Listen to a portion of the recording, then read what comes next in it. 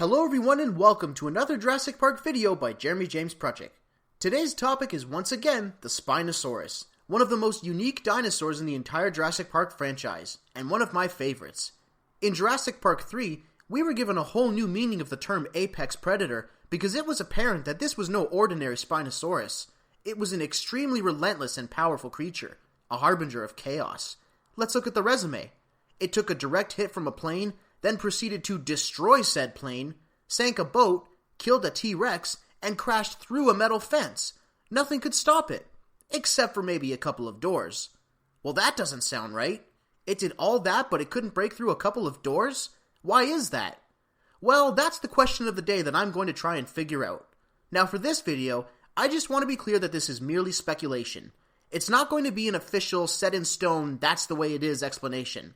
It's going to be just like what I did for the video, How Rexy Got into the Visitor Center. I'm going to take known information from the movie and piece it together to try and figure out what could be the reason why. So to make sure I do my best to not leave any stones unturned, I'm going to do a play-by-play analysis of this scene, so we can get a better understanding as to what happened.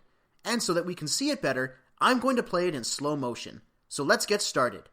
Okay, so the Spinosaurus starts running full tilt towards the fence, and the Spino's first point of contact with the fence is with its head. Here's a fun little tidbit of information I wanted to point out. I just noticed this for the first time while I was making this video. If you look closely, you can see that the Spinosaurus' sail actually makes contact with the top two bars and breaks through them. That's a pretty strong sail. So based on the replay so far, we can see that the Spinosaurus threw all its weight at the fence, which made it much easier to break than if it wasn't running at it at all.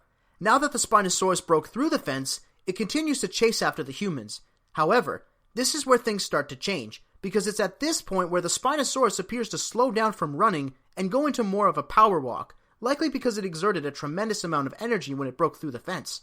And because it slowed down, it lost momentum. And because it lost momentum, there's not as much force behind what the Spinosaurus does next. More on that shortly. So Grant and the others get into the building, quickly close the doors, and start locking them all up. Then the Spinosaurus hits the doors a few times, failing to break through them. Then it roars in anger as it gives up and walks away.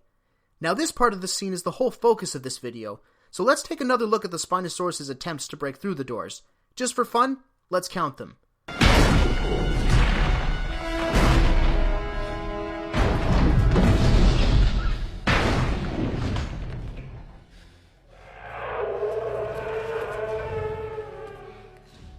Six attempts at breaking through the doors, and it failed every single time. Which brings us to the main question. Why couldn't the Spinosaurus break through the doors? Well, I think there are three factors to consider here that will help us come to an answer. Factor number one is the doors themselves. They are much smaller, more compact, and more reinforced in comparison to the large metal fence. In addition, the fence is more spread out over a vast area, while the doors, as well as the building they're attached to, are more confined to one area. Furthermore, if you look at the aviary just before the Spinosaurus tries to attack the doors, you can see that there's a small canopy above the doors, so the doors are sort of tucked away underneath that canopy. More on that shortly. Factor number two is how the Spinosaurus attacked the doors. We know that it didn't run full force and charge at the doors like it did with the fence, because we clearly saw the Spinosaurus slow down. Also, I want to go back to the canopy above the doors I mentioned earlier. That would get in the way of a full body attack. So what other method of attack could the Spinosaurus have been employing? Well, I believe that it was poking at the doors with its snout, just like it did when it attacked the plane. The Spinosaurus would have had to get low to the ground and poke the doors with its snout, because it wouldn't be able to reach the doors using its whole body, since the canopy was in the way. Finally, factor number three is something I mentioned earlier.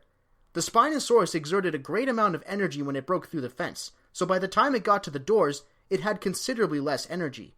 So even though the Spinosaurus is capable of tremendous feats of strength, such as smashing through a fence, it appears that these feats occur incrementally, as the Spinosaurus also appears to suffer from fatigue. So to summarize, I think that the Spinosaurus couldn't break through the doors because of three reasons. 1. The doors were reinforced and tucked away under a canopy. 2. The Spinosaurus was merely poking at the doors with its snout, rather than using its entire body. And 3. The Spinosaurus exerted so much energy when it broke through the fence that it didn't have a lot left in the tank when it got to the doors.